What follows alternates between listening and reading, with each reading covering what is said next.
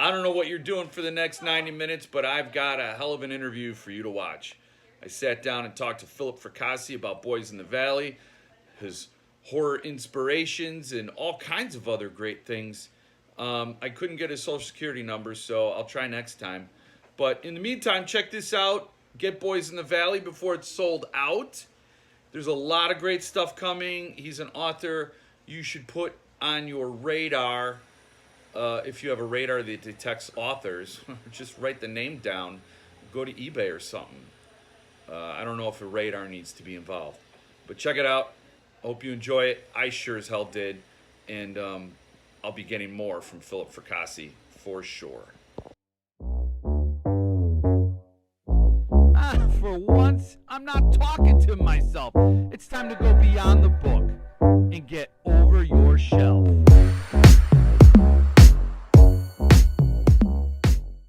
Let's talk about this book here, Boys in the Valley. I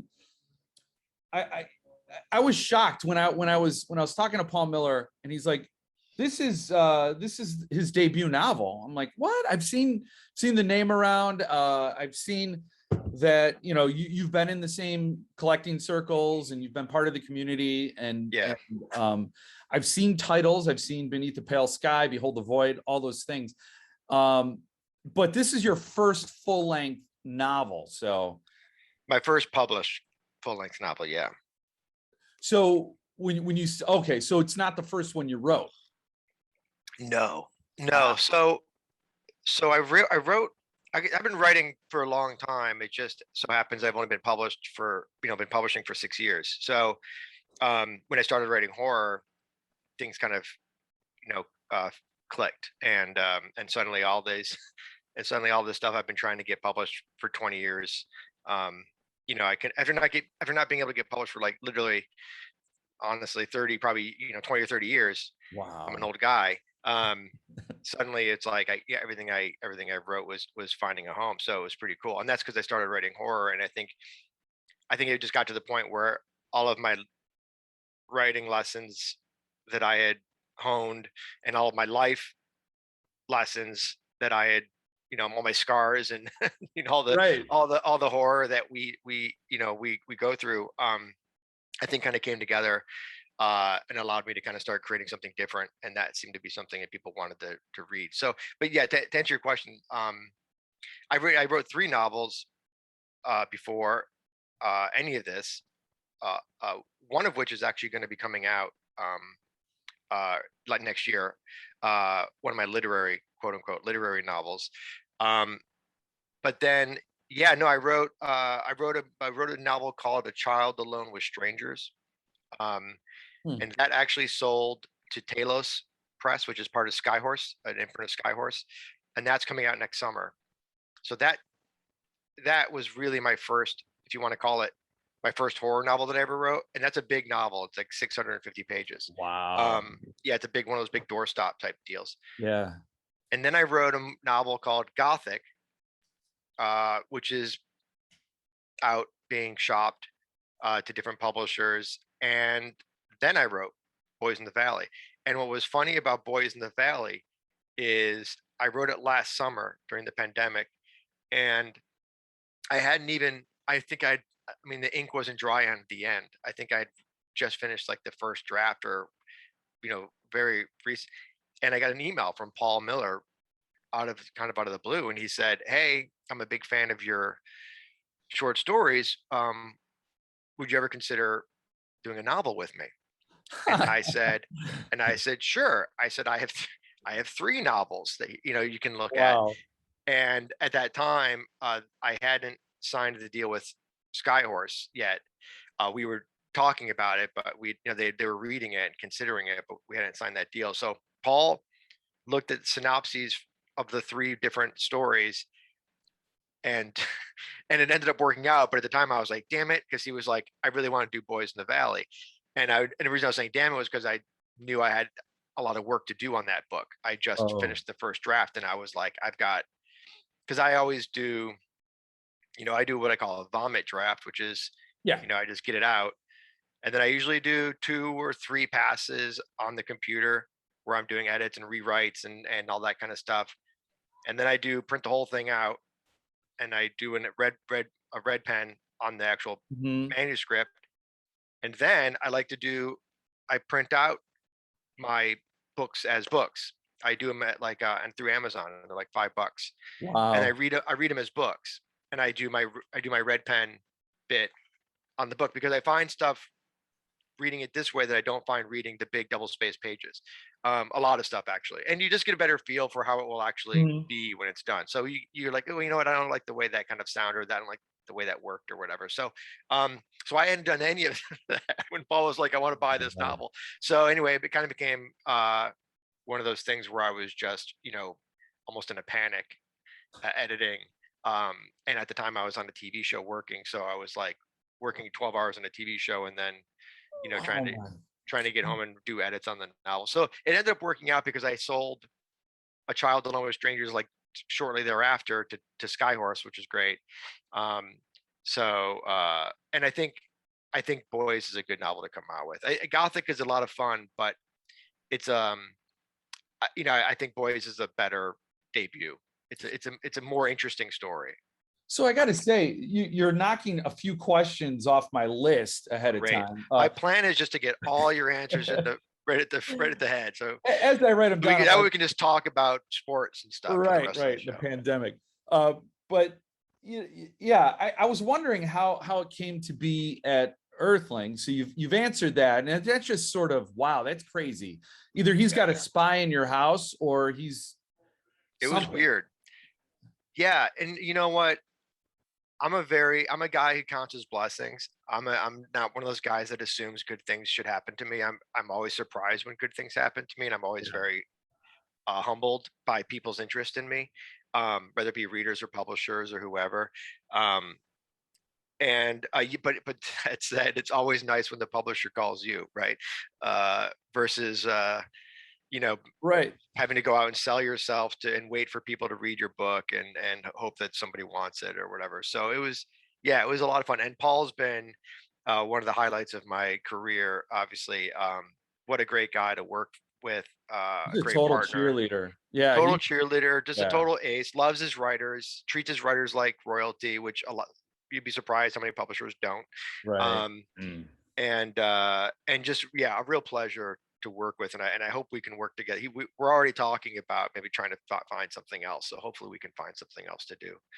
Yeah, and he contacted you directly. So had you heard about Earthling before? I mean, I assume you had. Yeah, Yeah. I had a few of his books. I had a few Earthling titles in my library already. At the time I had a China Melville. I don't know how you pronounce that guy's name. I always just said Melville because it's easier. Right. China Melville. The great grandson of Herman. Yes. Yeah. So so I was familiar with Earthling, and I actually was most familiar with Earthling, frankly, because I had purchased and read Mallerman's Earthling book, Goblin. Yeah. And Josh and I are buddies, so I had bought that and read it and was very impressed with that. And as you know, I'm a big book collector, right? Right. And if you're ever in LA, I'll have to show you my collection here at the house. But um, so I was very impressed. I'm a big fan of fine press books, and as a writer, I'm really a big fan of my books being put into like a nice package, Yeah. a nice, nicely, because I'm a, like 'cause you and I both know, those things stay around forever. Like collectors. I owned a used and rare bookstore for 10 years Oh, here did you? Huh. in Venice Beach, and it's called Equator Books. And so, and at the time I was, writing these literary books, and I remember thinking like, I'm buying books from the 50s and the 40s and that are just nice, beautiful bound books. And so I think a nice book with a good story in it has a long shelf life, versus like the 18th thriller that came out in June, Right. with the girl's face on the cover and the Yeah. and the big Yeah. font that from Yeah, and there's a place for those books too, right? Like Of we all course. like those beach on my Kindle. Yeah. I mean, we like them. Good You for know, like them.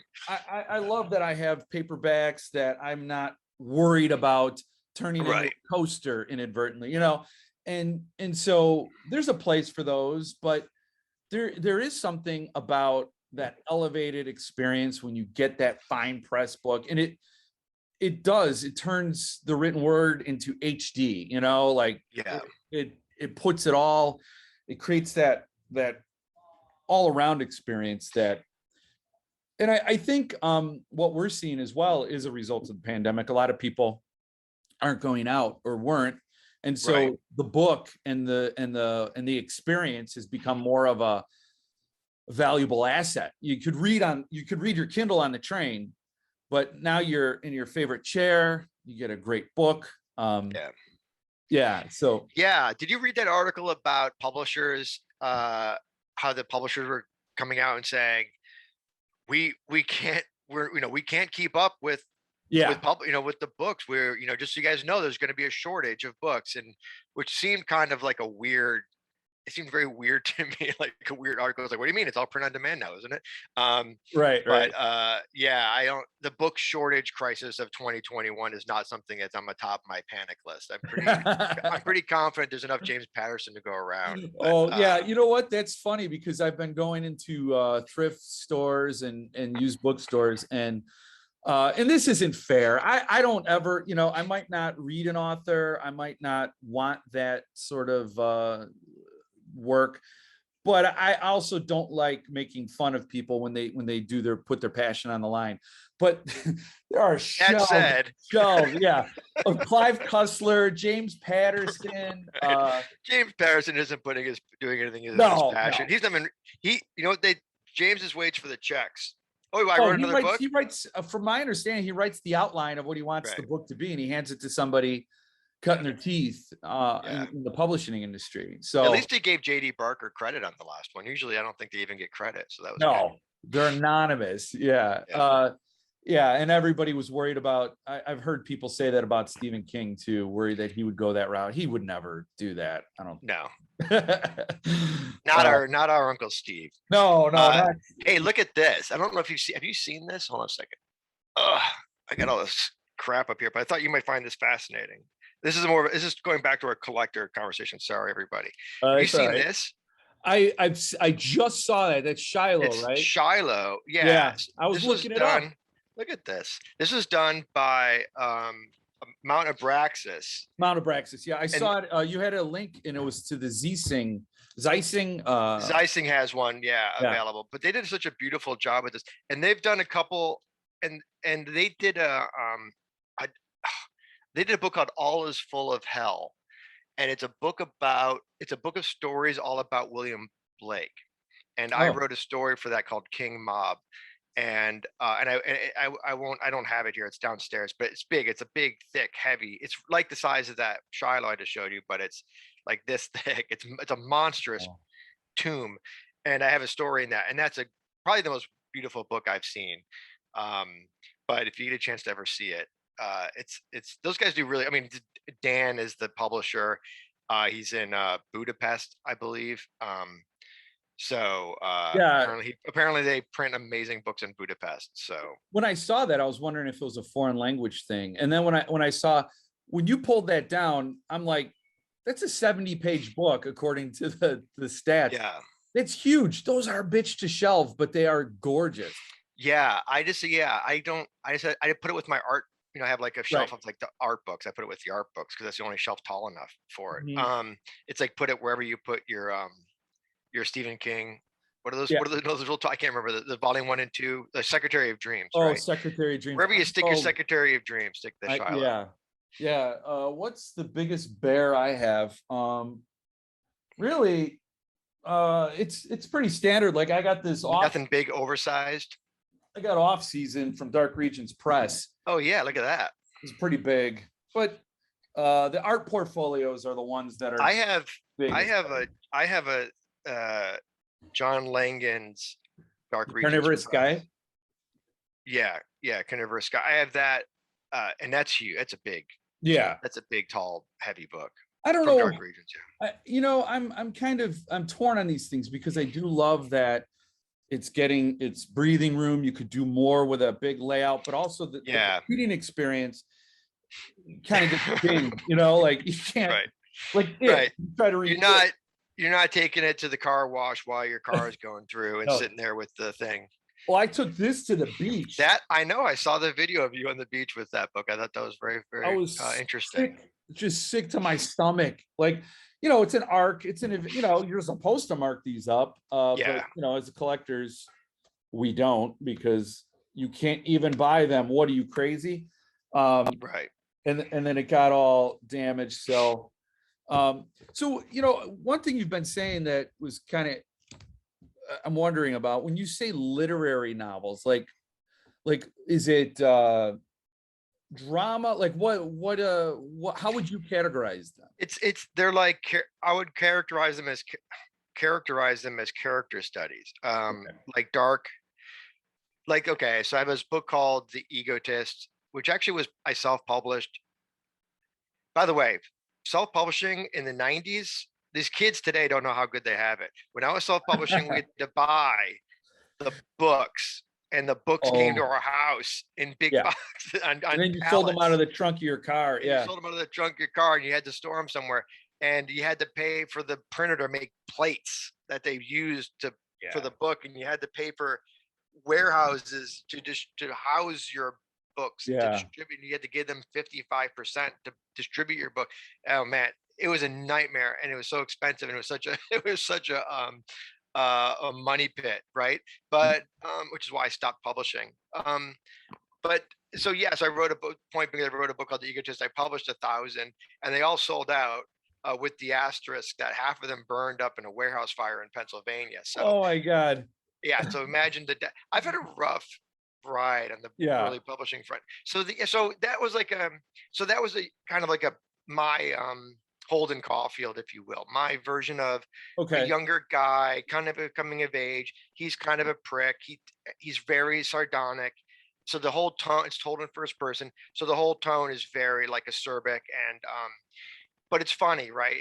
And a lot of people like that book, and and it's my first book, so I like it. But it's now long out of print and gone. But I'm looking at one on the shelf right now. But Yeah. and then I wrote a book called Don't Let Them Get You Down, which is sort of, I'm sorry. Then I wrote a book called Happy Holly, which is about an actress who goes to Hollywood, and it's kind of like a cautionary tale, right? And she falls into the wrong crowd, and tragedy ensues, and that book was actually optioned at one point by a big film director. It was never published, but I was friends with the guy who was friends with the guy, and that Peter Berg, who did like Hancock and stuff like that, and he read it and he wanted to option it. So this is this is I don't know, 15, 20 years ago. So I was like, I didn't know anything about it, and nothing ever came of it, which is fine.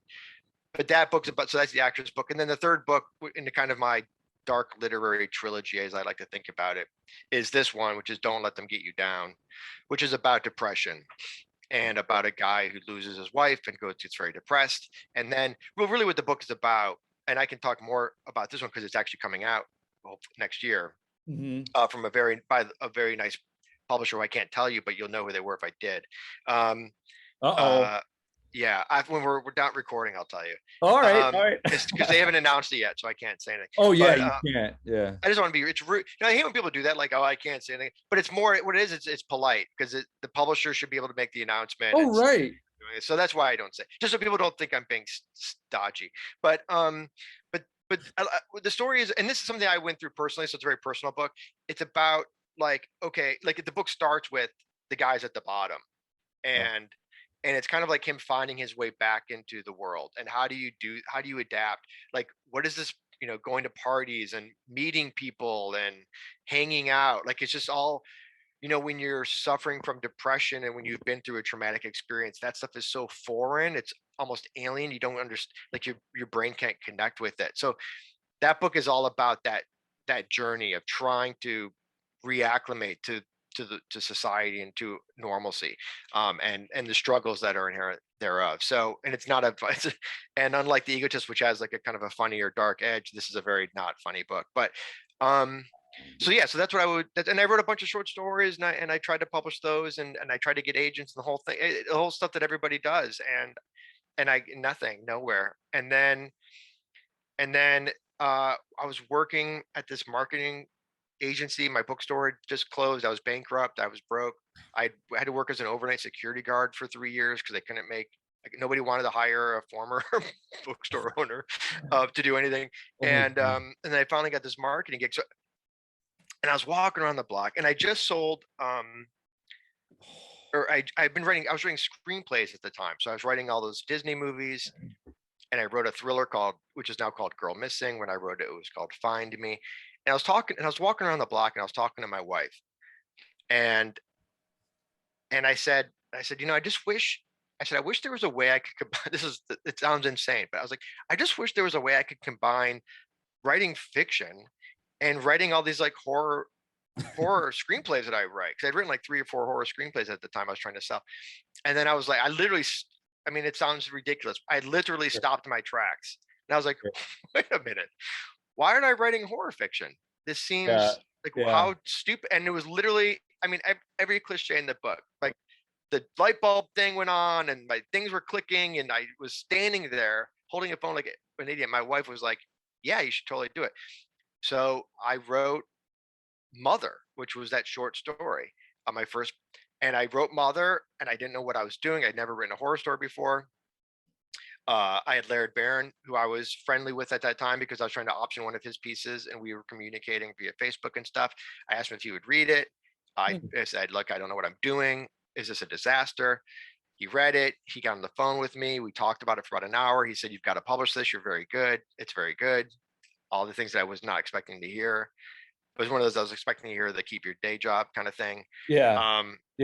And I sent it out to to Jordan Crawl at Dynatox Ministries. And later that night, he replied and said, I love the story. I want to publish it. So after all that time of rejections and nothing and nowhere, I wrote one horror story. First guy I sent it to bought it. And I literally I didn't look back. I've just been writing and writing and writing, and it's just been like the dam has opened. And now it's like I can't wait to get back to writing something else. I'm just, for 6 years straight, I've been doing nothing but writing this stuff, and I just love it. It's like oxygen, honestly. So how did you have horror novels, horror fiction filed away in your brain that created that firewall? Like, when you thought of horror fiction, did you just think like what? Yeah, I don't know, right? Because I was always a big horror reader. I mean, I grew up on Stephen King. I grew up on Clive Barker. I grew up on Dean Koontz. I mean, that was my library. I'm not college educated. I'm not Sure. I'm not one of those guys who's like, I mean, but I do read a lot. I read all the classics. I read a lot of genre stuff. I read nonfiction. I read poetry. I read sci-fi. I read everything. And yeah, I don't know, dude. It's just one of those things where it's like the nose on your face kind of deal, where for whatever reason I just never made I just always thought of them. To your point, there's a firewall, right? I just thought of like, okay, well, scary movies I can write, and I like the idea of writing scary movies. But when I'm writing my fiction, this is like different. This is like, all right, no more goofing around. This is literary prose, and this has got to be. And I think it was just, I don't know. I think it was just the right time, and I can kind of pick that apart a little bit from just what you're saying. Let's analyze it. Let's go.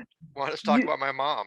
It sounds like for you, horror was fast and visual, and the written word was deep and a slow boil or whatever. And I think that is why Boys in the Valley works so well, because it's so funny, because as I described it, I said it was both things. It was a slow build, but a fast page turner. And I've never experienced a book like that where I both wanted to keep going, but it wasn't like something insane it's not like a Dan Brown where every chapter ends on a cliffhanger, like there's a storm coming, but I didn't really feel that dread as much. And then when it finally hit, all these things sort of start to slowly encircle you. And then when that door busts open and the sheriff comes in, it kind of gets a lot faster. But so I can can appreciate, and I think that's when horror works best for me, is like I have The Road categorized as a horror novel. That doesn't feel Sure. literary, but it is. Patrick McCabe's Butcher Boy is in a literary category, but it's horror. And in my opinion, the Patrick McGrath is, I would put in the same category. yeah, this stuff. it just doesn't mean like you have to care. You have to care about the characters, and so that's clicking for me to hear you talk about horror and talk about writing, and I think it comes together really well in this. One thing I was wondering though, was it tough to travel back in time for this? Because I would have had Peter trying to hotwire a car at one point, or calling for help on his Nokia. Right. And I can't do that. I mean, No. do you like being in? I mean, to me, that would be so challenging. Well, I cheated, right? Which is I didn't have him leave the house. Basically. Oh, okay. It's such a secluded environment, and I'll tell you another secret. Boys in the Valley was written originally as a screenplay. I wrote the screenplay. I have the screenplay. It's a 125-page screenplay, and I tried to get that screenplay made, and I had a producer attached at one point. And what ended up, this is I want to say this is about 10 or 15 years ago, and maybe 10 years ago. But the 2 or 3 directors who looked at it were like, kids, I can't do kids, all these kids. And then one guy was like, one potential distributor, suitor, financer was like, I don't do period pieces. And my argument was, it all takes place in one remote building. You don't know. Right. I'm not taking you through the through London in 1905. It's yeah. So I'm a location guy. That's my day job, or was my day job until recently, when I'm writing full time. Hopefully, things continue to go right. But so meaning when you go on location at a film or TV show, I'm responsible for the location and make sure the crew gets there okay and nobody burns the place down. That's kind of my job. So point being, and because I'm a screenwriter, I understand that more locations you have, the more expensive a movie becomes and the less chance the movie's going to get made. It's like any screenwriter who writes in a bunch of car crashes and nightclub scenes doesn't understand how movies work, because those extras are expensive, right? So so it's isolated, and that helped a lot. And there was still a lot that I had to think about. Obviously, there's little things that you probably don't notice that I had to research extensively. Just things like, how do they go to the bathroom? How do they wash their hands? What did the what kind of facilities did the building have? And I did do a ton of research on all that stuff. How did the speech I had played? I give a little creative. I can't remember the word. Thank you. But yeah, for the most part, it's. I do pride myself when I write historical pieces on being as accurate as I can be, or as accurate as it needs to be for what it is. I wrote Shiloh, for example. We were talking about Shiloh. Mm-hmm. Shiloh was a nightmare of epic proportions to write, because I think I wrote that story in 3 weeks, and I think I did at least 3 weeks of research prior to writing it, and then research throughout. You'd be shocked at how much stuff comes up when you're writing a story, when it's a period piece, especially the Civil War, right? Yeah, right. It's a Civil War piece. So all of a sudden you're like, well, his shirt ripped. They rip open his shirt to get to the wound. It's like, well, what did they wear under their shirts? Not anything. Did they wear underwear? So I had to look that up. And then like, what kind of artillery did they use? What kind of, what was the geography of the land? Because I was like, well, wait, were there trees, or was it like a valley? So that, and I still have it. I have a packet about this thick that's like maps and first person accounts and marked up maps where I was drawing like where they all were, all the armies were, where they were coming in, where the river was, where the boats were. And so that was a ton of research. So this one wasn't nearly as bad, because like I said, it's pretty isolated. They go from the orphanage to the farm. Mhm. And they talk about the city. They talk about the, and I did have to do a little bit of research so that I would know, like there's a naval yard there, and that was just post Civil War, right? Um, so I wanted to know kind of like what was, what was it like, and I think one of the characters was actually two of the characters actually fought in the Civil War.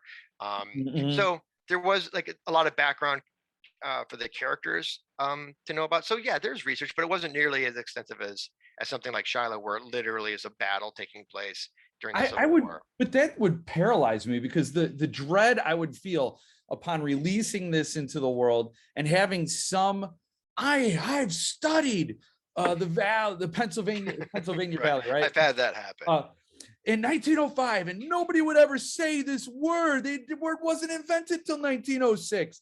And Right. then I'd be like, Well, it's like oh, when a movie comes out and you read the article about, or you see some guy saying like that, oh ha ha, in right, 1895 they didn't even have that kind of bicycle, and it's right, like, dude, nobody cares. It's not. right. The movie is not about bicycles. And I had this guy. If you were to go on my Goodreads page and go to my Shiloh Goodreads page, you'll see there's this one dude who literally came after me about Shiloh, like full on, like, mom, stay upstairs because this is about to get real, right? Yeah, And yeah. I'm about to just, like, he got his I'm gonna keyboard and he own was this like, guy. oh man.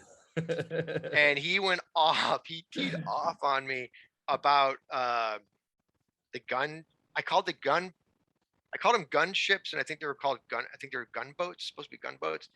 And man, he had a heart attack, and he attacked me, and he attacked me on Amazon, and he attacked me on and Wow. he started taking passages of the book and reprinting them and going, look how awful this is.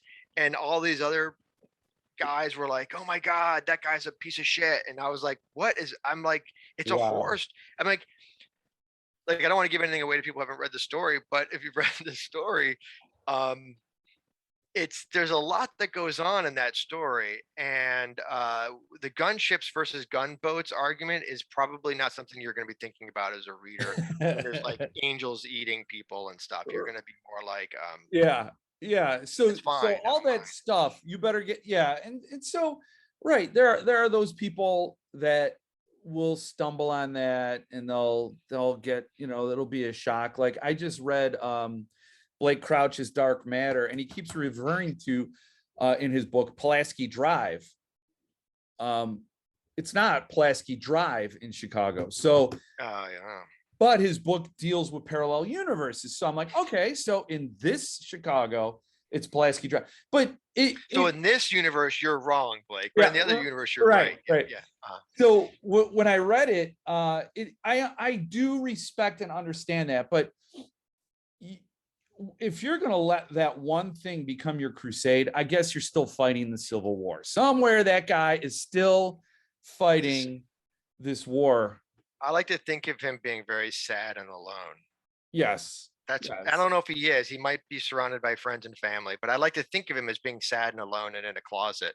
Um, He uh, allows himself this one uh, moment of deranged craziness, and then he comes out and he's got friends and yeah. family. Yeah, no, I agree.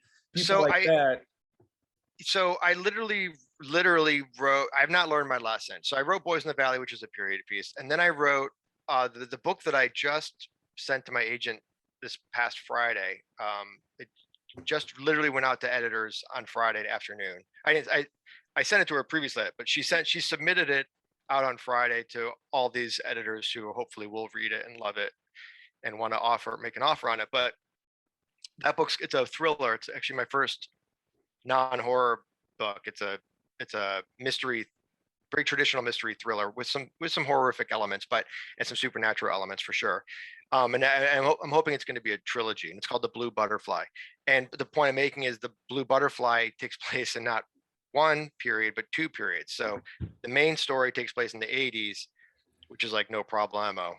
Sure. And then the other story takes place in the 1950s. So So you're there glutton.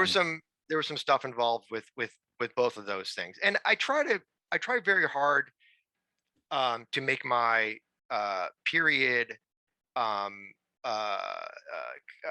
my period influences, or my period details, I should say, subtle. There's nothing more annoying than watching a movie that takes place in the 80s and everybody's got the frizzy hair and everybody's got the Boy George thing. It's like, not everybody was wearing that stuff. Like, right.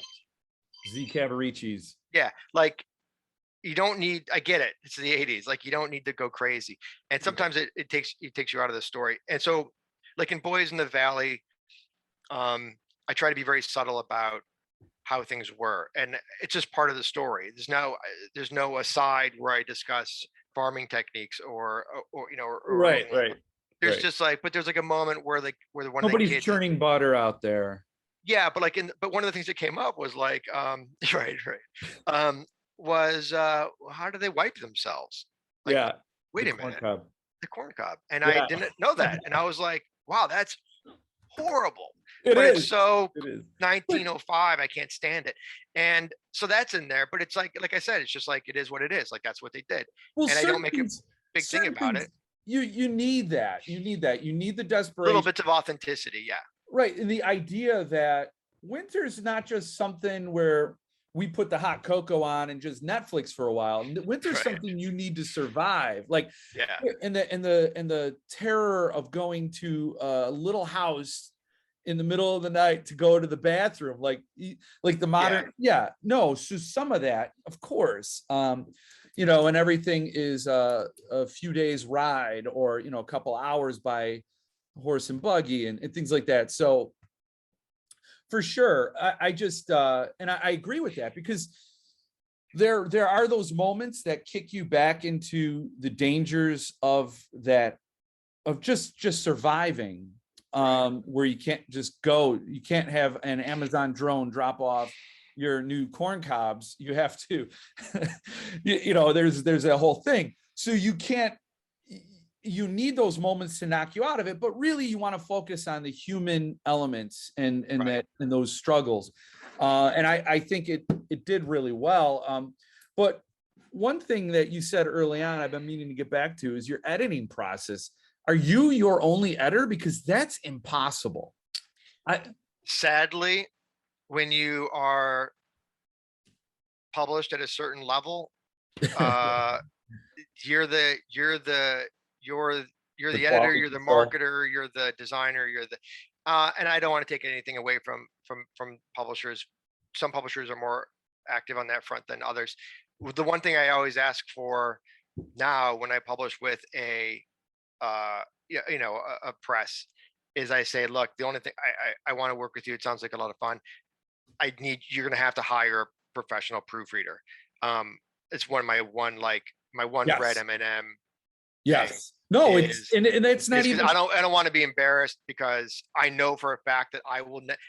Once you read a book 7 times, you no longer. You're not going to see it. No, and that's what I was talking about. How impossible it is, because I worked at a marketing firm as a copywriter and associate creative director and all that, and I could not proof or edit my own stuff. I had to hand it to somebody else.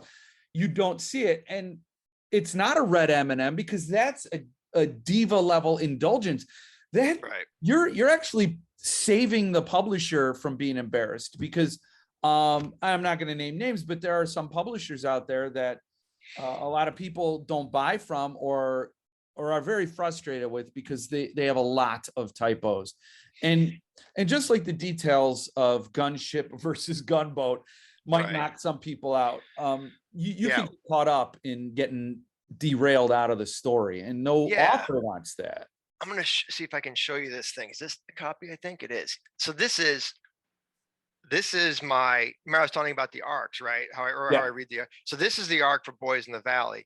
And those are the errors I found. Wow. So those dog-eared pages are things that I needed to have fixed. So this was after my 2 rounds of the computer. This was after I printed out the manuscript. This is after Paul Miller did a proofread, because he does the proofreading, and he does a very good job.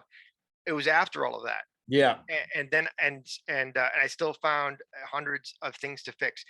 And I mean, and some of it not obvious, some of it subjective, but some of Right. it super obvious. Like, oh, hey, for 2 paragraphs here, I used I'm using past tense instead of present tense. That's a problem. Oh, look, I called him the wrong name. That's interesting. So, Yeah. and that was one of the challenges with that book, sort of sidebarring a little bit, is the character. So many characters, and one of the challenges I had was, how do I make readers care about enough of the characters so that they are affected when things happen to these kids, but not overwhelm them. So they're like, wait, who's Jimmy? Wait, what? Where'd he? Right. I can't remember. Um, and so there's 32 kids at this orphanage, and I think you get to know each of them to varying degrees. And it sort of became this thing where it's like, okay, these 5 or 6 characters I really need to make sure I get across so that you can visualize them, you can understand them, you have empathy for them.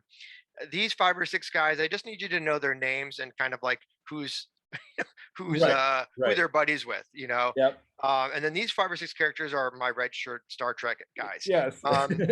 So because I just can't, because you can't overwhelm. Oh. So that was a very tricky. That was the most tricky. That was the hardest thing about writing this book, was doing that, was making sure that I got across just enough, uh, without overwhelming the reader. So that was it was an interesting exercise, and I enjoyed the exercise of it. Um but yeah, that was a challenge for sure. And early readers were like, I don't know who these kids are, I don't know who this kid is, I don't know who this kid is. And so that helped a lot. Okay, that was great feedback, a lot, because I was like, okay, so I know where to tweak and how to tweak. And I think the end result, you can tell me, but I think it is not too.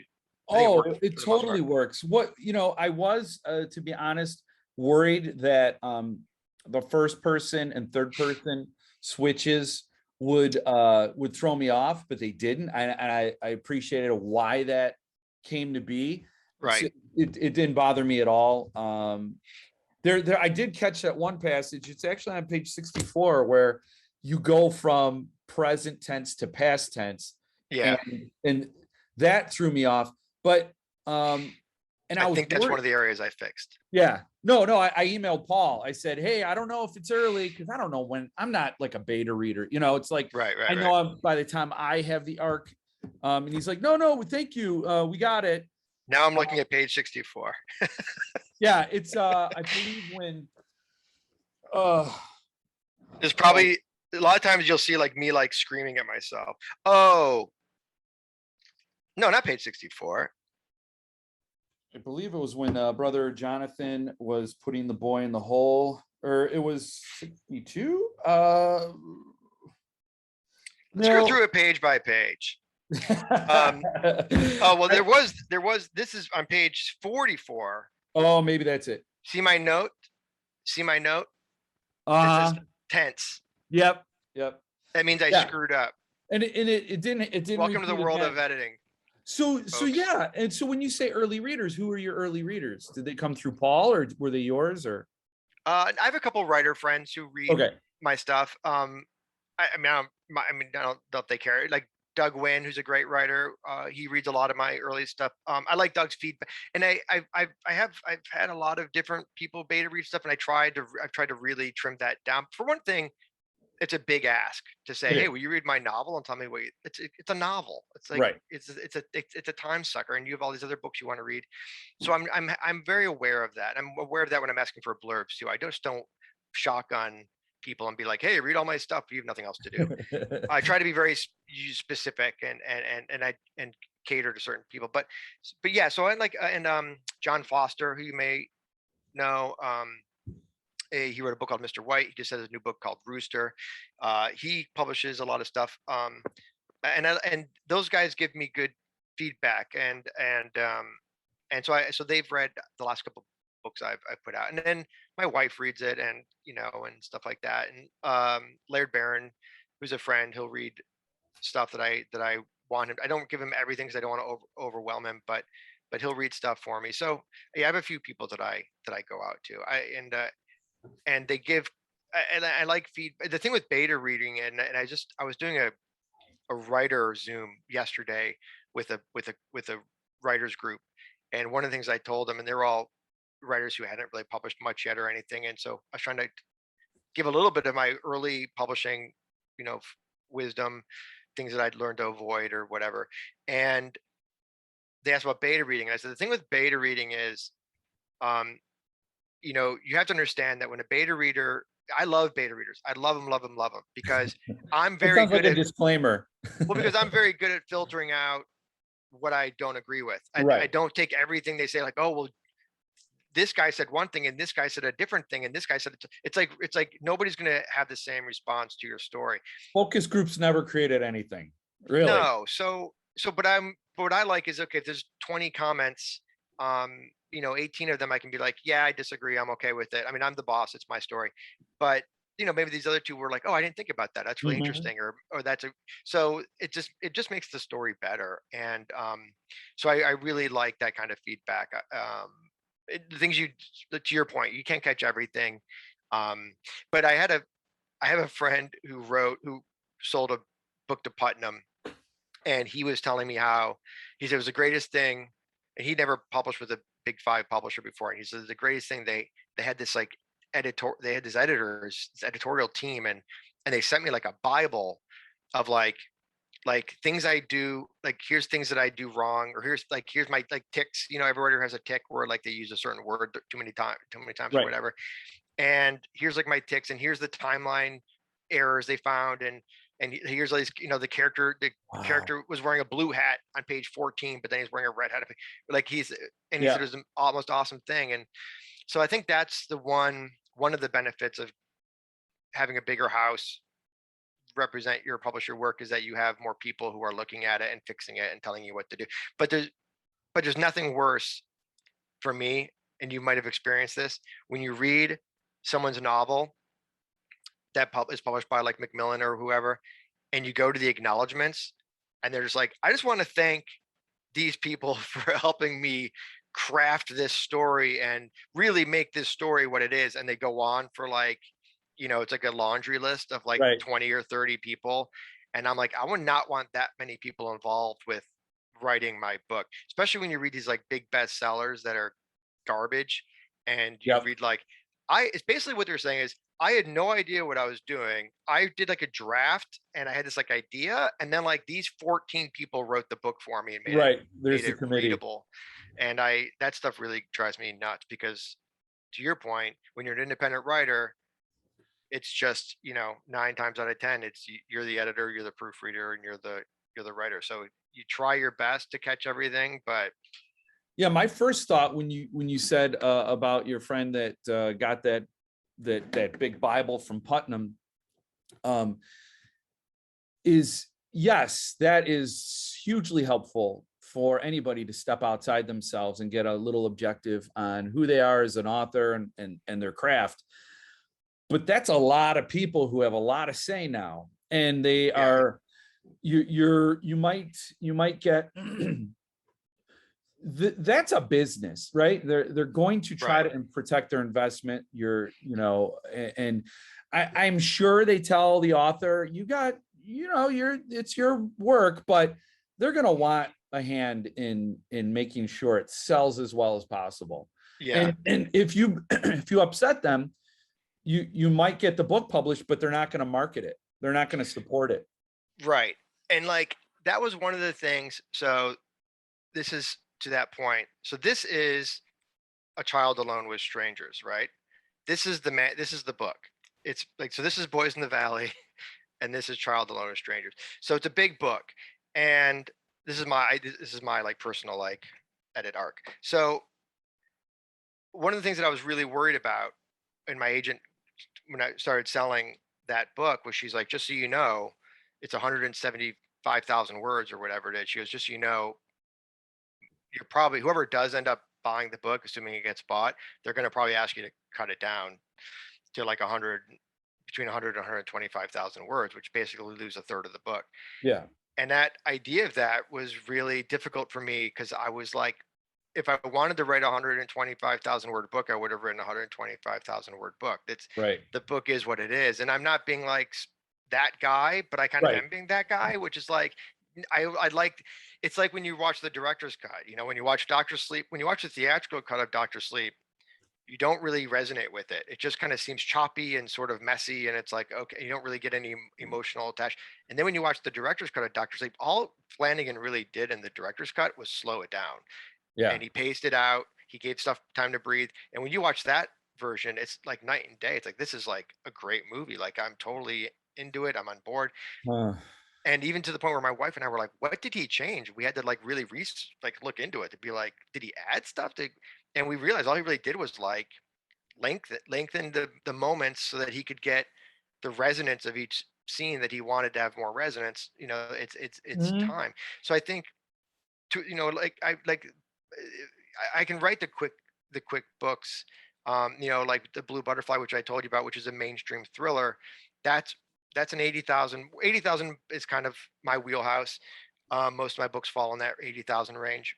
Um, but anyway, point being is, so when this went to Skyhorse, the first thing I asked them was, "Are you going to make me cut the book down?" Um, and to their credit, they were like, "No, we're fine with it." I'm like, "Okay, but I've heard like it's a Yeah. price point thing and it's a Yeah. publishing, there's all these things." And they're like, "No, no, it's fine." And so that Wow. was great to hear, because I almost, there's a part of me that's kind of like, I'm almost rather publish it with sort of a mid-list publisher, um, and have the book that I want out there, rather than have sold it to a big house and have to kind of, figure out Compromise how to on the tell this story. compromise, and a significant compromise. Like, losing a third of the book is, that's Huge. not, that's a little different than like, we need to cut a few scenes to speed things up. Right. And a lot of people feel that way about The Stand from Stephen King. There are a lot of people that still love the original, and they don't understand why Stephen King keeps insisting on the unabridged, Right. uncut version. And I don't even like, I don't even, I might hunt down, or maybe if somebody gave me the original Stand, because I remember seeing it on my aunt's bookshelf and I thought it looked cool. It looked like Luke Skywalker fighting somebody. Right. So I thought that was cool. Just for nostalgia reasons, I might want it. But I always I don't respect that book as much as I do, because the story is, I there was a quote from an author. I don't remember who it was. I don't know if it was Stephen King, or I don't remember who said this, but I always thought it was brilliant.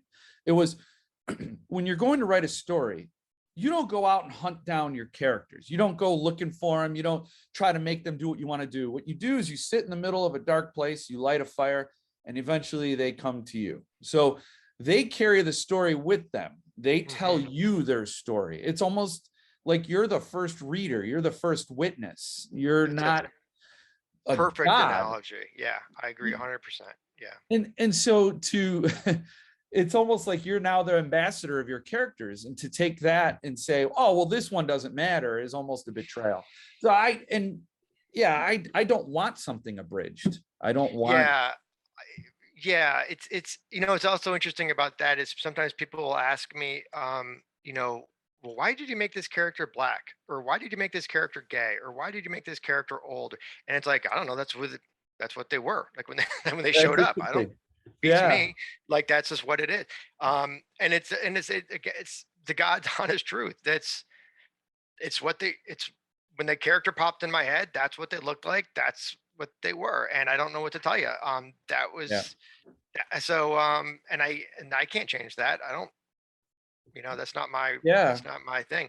Um, and I've had, um, and again, at the risk of sounding artsy or whatever, but when I was writing Blue Butterfly, there was a moment when the character really took over, because I'm not a pantser, I'm a plotter, I'm a screenwriter. I have If I showed you my outline for the Blue Butterfly, you'd be like, "Holy, you got issues, brother," because it's like 100 beats and it's very organized, and I knew exactly where I was going, because Wow. it's a mystery, and like, you can't mess around, and you got to like be able to drop the hints and all that kind of fun stuff, and misdirect readers and all that kind of stuff. Right. So so um but there was this one, so I was very annoyed. There's this one scene where like this character was going off script, and I was like, as I'm writing it, I'm like, "Motherfucker, what are you doing?" Right?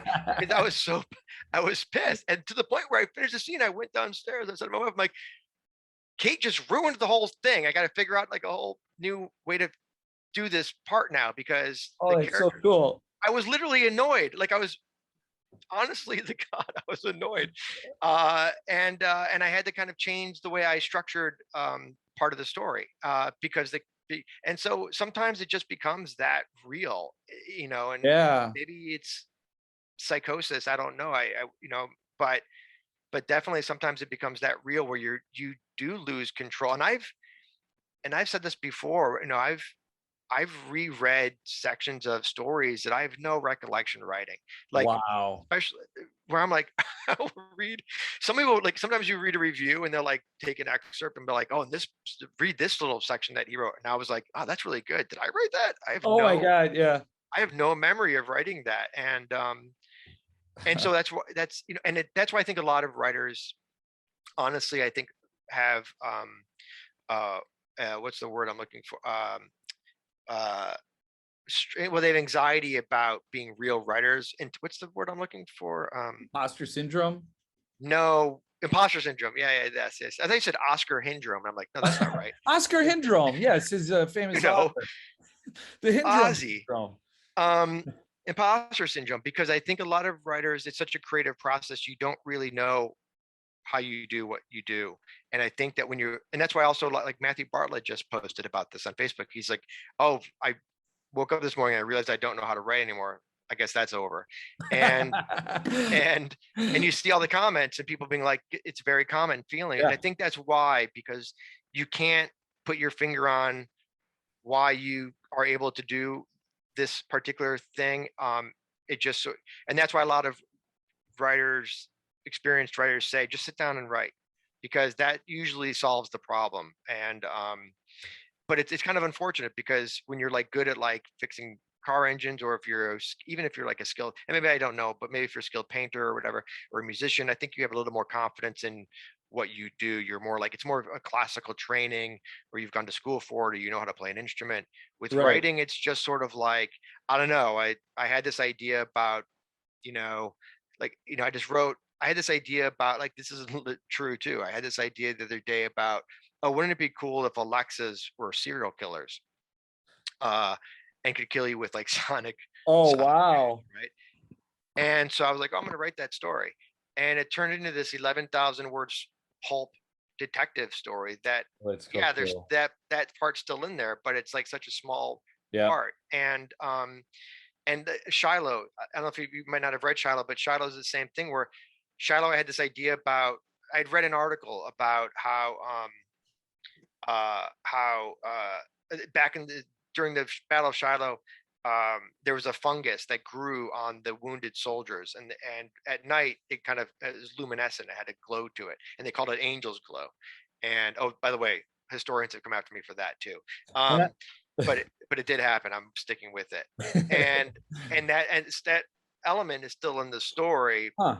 But if you read that story, you'll realize it's probably, it's almost a minor element, because the story just kind of blew up into this other thing. And that happens a lot. It happened with Alter, it happens with different things. So yeah, I don't know why those seeds pop into these giant popcorn things, but it's fun. It's scary. Do you set a time? Are you regular? Like, I know that you said recently you're just going to be a writer for the next 2 years or whatever it is. Like, you're just going to do that full time. You're not going to do the day job. Yeah. So do you've obviously structured your day. You hadn't before, but you are now structuring your day around writing, or like what's yeah, it's like my job, right? So yeah, I'm on my desk by 9 a.m. and I write. I do just like I write pretty much. The way I work is I like to have lots of room, mentally, and and I like to have the whole day to work, because what I'll do is I'll write, and I have a little bit of experience at it, because for the last 5 or 6 years when I've been doing this, when I work in production, when I'm on a TV show or a movie, I'm not writing at all. I can't. I can maybe edit, but I just can't. I'm doing logistics. I'm getting up at 2 a.m. I'm working 14-hour days. I'm not going to be able to come up with a new story idea about, vampires or from space. Right. So Right. I just can't. I'm too exhausted. But then when I'm not working, I usually take about a week off to get my brain switched back around. And then I go back into writing mode. So when I'm not working, I'm writing full time. So all I'm really doing now is I'm going to hit the pause button like I used to do, which is like, okay, I'm going to Uh-huh. write and also it creates a lot of pressure where it's like, okay, well, I have 3 months and then I got to go back to work because I have so much money. So I have 3 months to write as much as I can. And so I would write in these insane bursts where I would just be writing like 12 hours a day just because I needed to get that out. And so now I'm just kind of doing that full time. So I usually am at my desk writing, I would say between 8 and 10 hours a day. I write for a few hours in the morning. I usually take a break to like do my exercise bike or whatever, Keep the eat brain something. blood. Yeah. Yeah, just and then I write for a couple hours in the late afternoon, and then I usually take a nap from being fun, just go through the whole thing, and then I eat dinner or whatever with my family, and we watch like a Ted Lasso or whatever, and then I go back to work. And I usually work a big shift late, so I usually work from 9 until like midnight. Wow. At the end of the night. So my big writing times are sort of early morning. When I say early, I mean like 9 to noon. I usually write for a couple hours during the middle of the day, and then I write another big chunk at the end of the day. When I'm working on a novel, you can't keep me away from my desk. I just take these little 10, 15-minute breaks, and I go back and I keep working because I'm just so excited to get through it. So Well, right now I just finished a novel, so I'm a little bit more in like PlayStation mode, but yeah. like I just wrote an 11,000 word story last week. But that was sort of casually written. I wasn't really like killing myself to do it. But yeah, so I'm full time. I probably work. I'm probably at my desk more than most people are at their desks at their day jobs. So how do you feel about sequels? Like, when you write a book, do you ever want to revisit it, or is it like I've been there and now that's done? Well, I think it depends on the story. I mentioned Blue Butterfly is the first in a planned trilogy. Uh-huh. So Oh, that's right. That's right. I Yeah. actually outlined the other 2 books in that series. So my agent's actually pitching it to publishers as a trilogy, which is interesting. So hopefully someone will like it enough to be like, yeah, we want to buy the whole thing. I doubt that will happen, but it would be nice. I don't So see why I wouldn't. but that's one, in a way, that's sort of one story broken up into 3 Sure. Right. different things, but it's the same characters and that sort of stuff. But no, for the most part, it's just the one thing. I went back recently and wrote a sequel to. I wrote a story called Alter, and which is my first collection. And a publisher asked me if they could do a special edition of Alter, like which is coming out, I think, by the end of the year. They want to do like a thing like I showed you with Shiloh. They want to do a nice hardcover with like Francois Valancourt did the Oh, artwork, and still available, Jeff. And I said, well, if people are going to spend that much money on a story that I've already written, I want to give them something really unique. So I wrote a sequel of sorts, which is, and Alter is, if you read Alter, it's not a story built for a sequel, but there is one character that continues on that I wanted to explore what happened to him. So I wrote a story about that character that takes place after the events of Alter. So that was a situation where I did it, and it was really fun. I had reservations about it because Alter is arguably my most popular story, and I kind of liked that it was done. And it's one of those things where you want to only meet people like a couple of times, because by the third time they meet you, they're not going to like you anymore. And it's like, oh wait, you have a good impression of me. I think we should just stop now. and in a high mark. Yeah. Right. That's sadly the way I think. But and I kind of like, I kind of want to leave well enough alone. But I wrote a sequel to that. So, which but yeah, for the most part, I don't really think about it. I think the pulp detective story I just mentioned, I would love to revisit that character. I had so much fun writing in that old Frederick Brown, early pulp language. And I've always been a huge fan of pulp art. Like I have in my house, I have original pulp art They're the paintings and best. stuff. Yeah, they're They're awesome. the best, right? And Hard Case Crime, all those, I love them to Yep. death.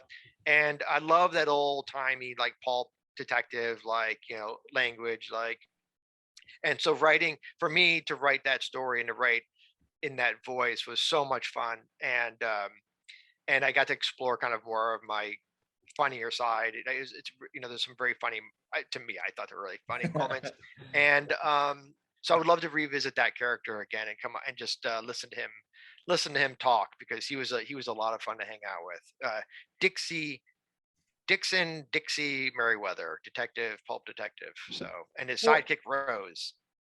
I would say that the hard part of coming out with a debut novel that's this good is you have now set expectations high, and I find success follows low expectations. Like I want people to not expect much from me, and then just get a little bit more than they expected, and then it's a win.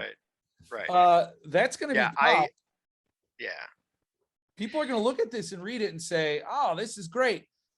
You got to keep that up now. You yeah, can't. I tell you, and I don't think people will have the same response. Honestly, I'm just being totally honest. I don't think people have the same response to my Gothic and Child Alone with Strangers. As much as I love them, I don't think people will have. I don't know. Maybe they will, but so you're trying to reset the expectations. What I think with Boys in the Valley, and the reason I like that story, but no offense to my agent who I love, but my agent didn't like that novel. She didn't see it as being marketable. And I said, and we had a bit of an argument about it. I said, look, this is a very marketable story. And she's like, dead kids and all this stuff. I'm like, no, it's you know what it is? It's a unique story. And people, as a reader, I can tell you, people crave that. And it's not just like another horror story. So I think the Boys in the Valley is a unique shot for me. I think it's something that resonates, and I'm hoping it will resonate to a wider audience down the road. But I don't think that the Gothic and Child Alone with Strangers are not, and Blue Butterfly are by no means lesser quality writing. But I think they're more traditional stories. I think they're more like, oh yeah, I enjoyed that. It was a fun read. I'm not texting my buddy right now to say you got to read this book necessarily, right? Because it's more just like it's an enjoyable experience.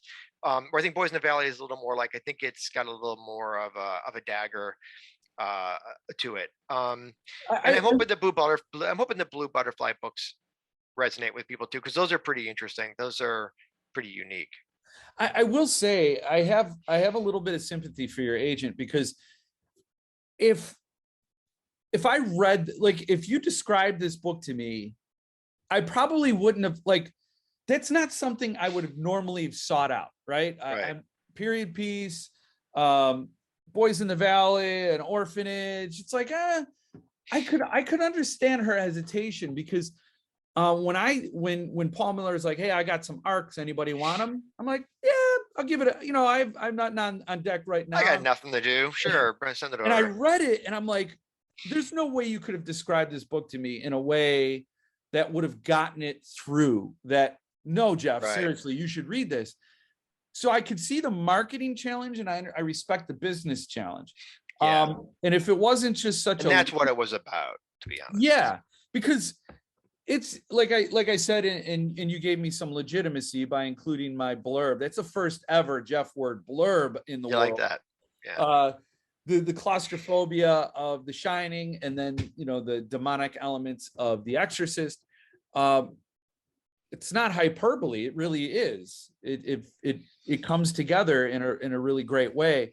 And for me, that's me trying to process how I would sell that to Jeff.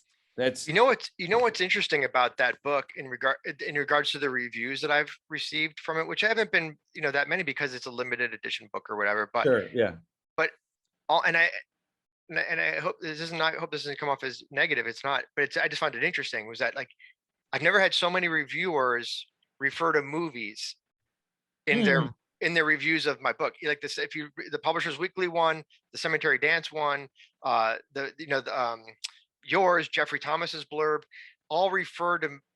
I've heard The Thing, I've heard Lord of the Flies, I've heard The Exorcist, and it's like that's almost every single review had. And I found it really interesting. I was like, and I don't know why. To your point, maybe it's just there's no other way. Maybe there's no literary comp that sort of works. And I think we search for comps, right? Right. And maybe there's Well, not a literary comp that works. I will say we got to go over to the movie side of things. all of those are books too. So, The Shining, Exorcist, Lord of the Flies, Were they? Yeah. I'm just kidding, well, yeah. You're right. I didn't think about that, but you're right. Yeah, you're right. No, Yeah, they are. They totally. I mean, and I think The Thing is right. The Thing, by the way, is a terrible. Is not a very good story. I don't know if I can let you. I've never read it. The John Campbell Frozen thing? Hell, or whatever it was. There was a Kickstarter that brought that book back to life. But I did. I saw the movie. Yeah, I have to look at that blurb because I'm not. I understand. I could see the connection to The Thing. You're trapped with this danger in a desolate place. Yeah, I think it being winter probably was right. played it, but it's also what people are.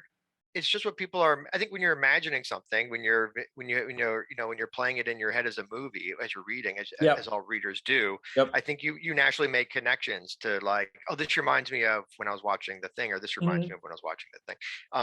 But yeah, and again, it's a great thing. It's a wonderful compliment. But it's just, I found it interesting that there was so many comps being referred to, and Lord of the Flies is an obvious one. I mean, in my elevator pitch for this screenplay when I was out shopping it, I said it's Lord of the Flies meets The Exorcist. That was always my elevator pitch. It's like, that's it, that's the pitch. So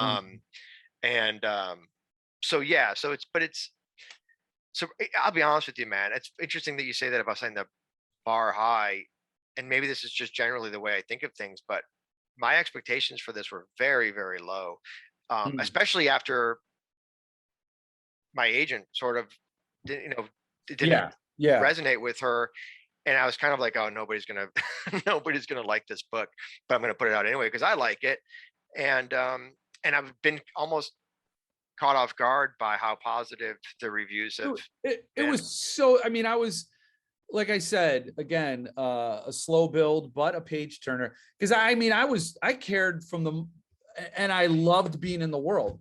There's some people that try to write period pieces, and I'm not a historian. I'm not versed in those little things that pop you back out of the story because the kid was driving a Ford Maverick. Right. Okay, I understand. I'm not going to pick up on those subtle errors. But there are those people who write the period pieces, and they are heavy-handed. Right.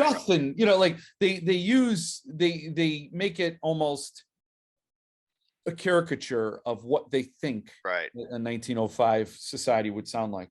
And I was grateful for that. And I don't know, I was hooked immediately. So I got to admit, my expectations were not high or low. They were nil. They were, neutral. I'm like, oh, okay.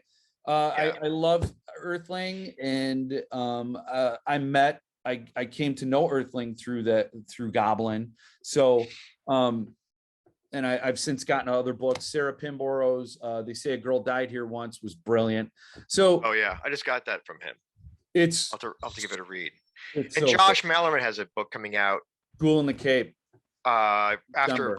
December, right after mine comes out. So, which I've read, and that's a great example of a book that would never survive the editing process from a major publisher, because it's like 18,000 pages. It's literally bigger than the Bibles. If you put two Bibles together, it's like twice that size. It's a big, sprawling, insane story where it's just.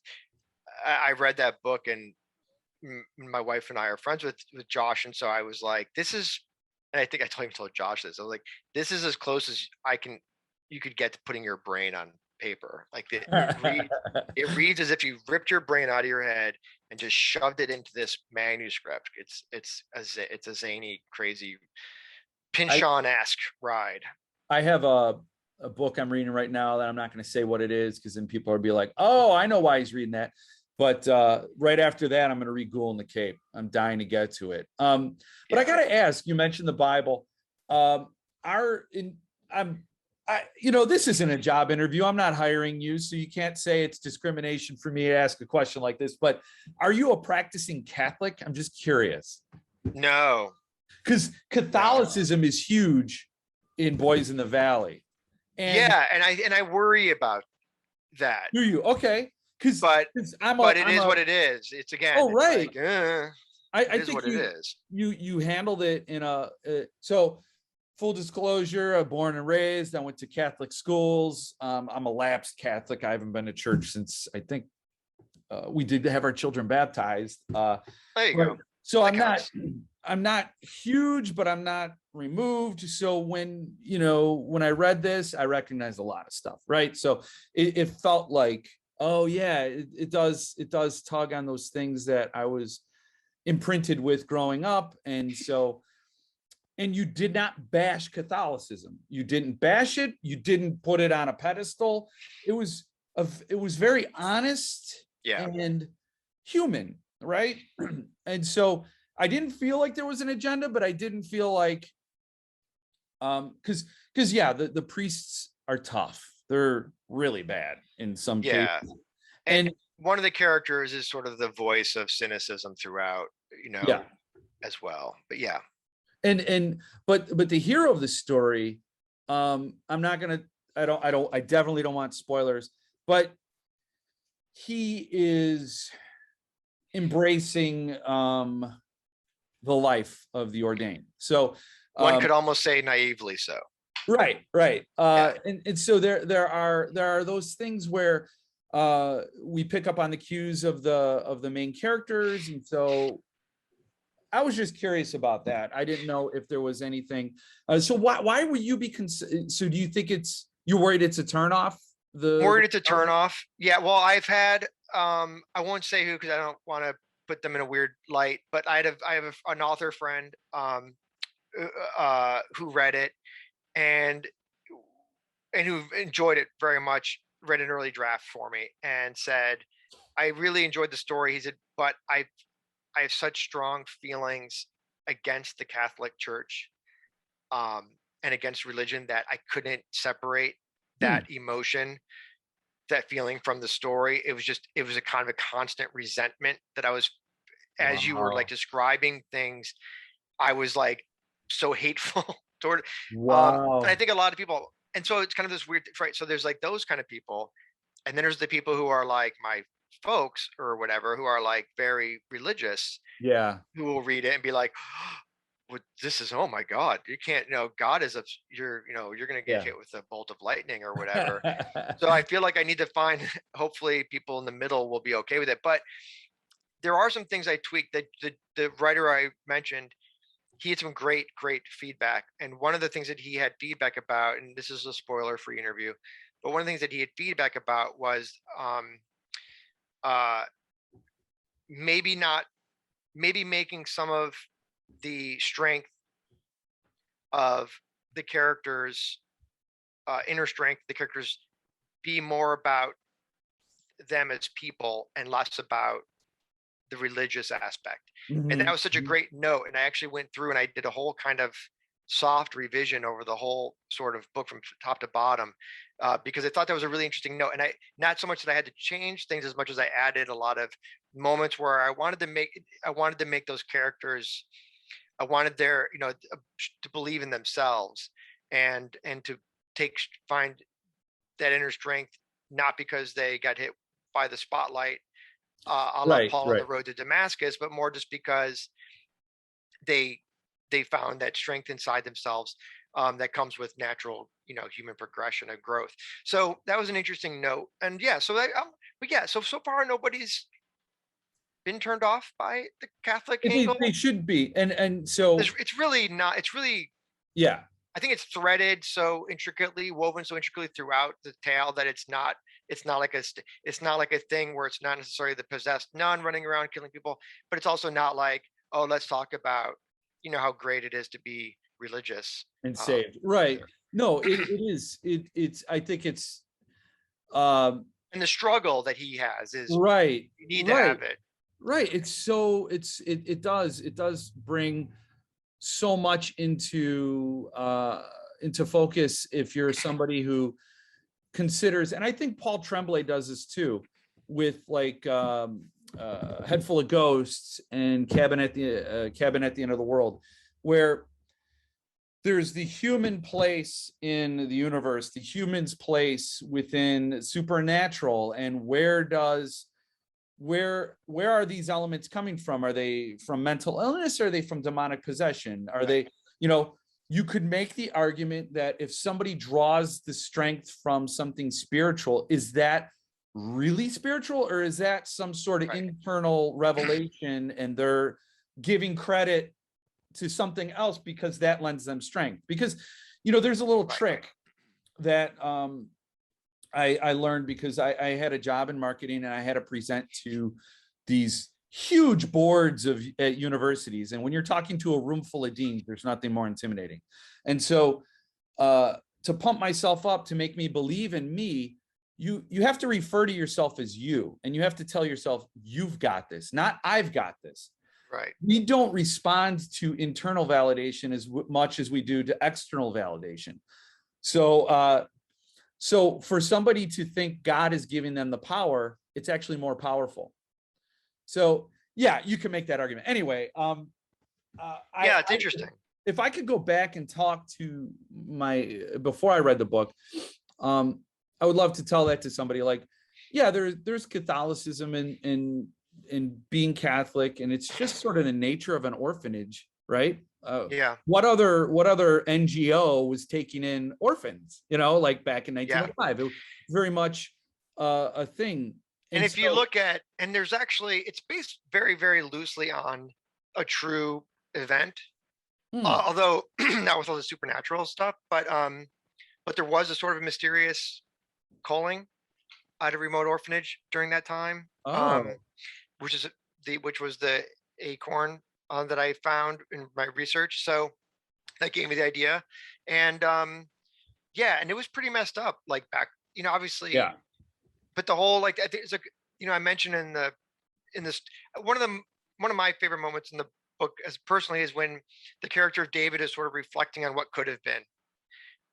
What could have been what his life could have been if, and that's very true.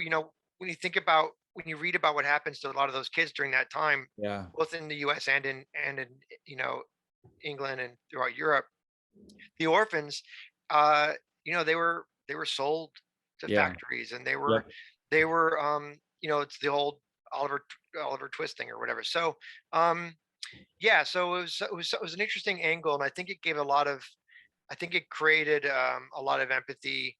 I think, if you're reading about these kids and having these very adult doubts and these very adult challenges, I think that's one of the reasons I think people who have read it so far resonate with those characters, because the struggle is real, right? You get that, like, I know what he's thinking. I get it. And I think that's making them relatable. For sure. In that way, I think is a big reason it works. I mean, it's physical and geographic isolation for sure, but it's also, these kids have nobody else. Like, this hard, cruel little island is their best hope. Like, they're alive, but they were denied a life. And I think all those elements do come together. And I just love the way I did mention the Catholicism, because I just love the way you handle that. It definitely doesn't feel like an agenda. And so I don't think anybody should be overly turned off by it. I do understand, religion and politics are it's almost like a trigger warning, right? Like there's religion in this story. Just it is. But I mean, when you think about that's another thing about The Exorcist, right? Like, that is an intensely religious story. It is. There are some very strong religious elements, obviously, in that story. Otherwise, it wouldn't work. You can't have the one without the other, as it goes. So, and I think the biggest impact the religion has in the story, where I use it the most, is in creating self-doubt. And that's, I think, the character journey. The character's journey it's a key element to that. So, and it's an interesting dilemma, right? Like, I think even when I was writing, I was kind of like, that would suck to be Yeah. in that situation. Right. And I think he describes it as being on the edge of a precipice, and you either jump or you don't. And it's an interesting. So we've been going 90 minutes. I know you carve out your day to do some writing, and I'm the last person in the world that wants to keep you from that mission. I do want to ask, are there any trade editions on the horizon for this? Man, I hope so. I hope so.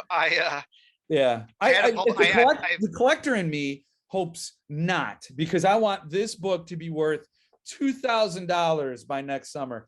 But the reader in me really, really hopes it comes out as a trade. I have there's a very wonderful publisher, which would be a dream come true kind of deal, looking to do, or who has to see it, who has to read it, and is considering it for a trade edition. Come to call me. Yeah. Well, what was interesting, and again, I don't know, put anybody on the spot, but there was an editor who I worked with, who read the book, to your point, contacted their editor at this publisher and said, "You've got to read this book." Oh, wow. And they in turn contacted my agent, and so there's no better in, right, than having them reach, like I said at the head of the chat, having somebody reach out to you is kind of, and it's all because of this editor and writer who went out on a limb for me, which not a lot of people do, and I thought it was the very sweet, kind, and generous thing for them to do. But no doubt. But yeah, I'm waiting. They've had it for a few weeks now, so I'm hoping that they say we'd love to do it. But even if they do, you're talking 2023 at the earliest, probably, I would imagine. Yeah, I mean, I want people to read it, so yeah, hopefully. Paul Miller's not stingy with the rights, and I know that Goblin came out as a trade. Dark Across the Day, Anya Allborn's book, is going to be a trade relatively quickly. So I didn't know that. Yeah, that's a good book. I liked it. I enjoyed that book. Oh, I did too. I'm not a huge fan of, and I don't mean this negatively, I'm just, for whatever reason, I don't connect with Anya Allborn that much. I've read a few of her books, and but I enjoyed this one more than I've enjoyed the other books that I've read of hers. So I've had the flip side of that experience. I loved Brother and Seed, and this was a little different. But I think I gave it 3 stars. Like, I would still highly recommend this book. Yeah.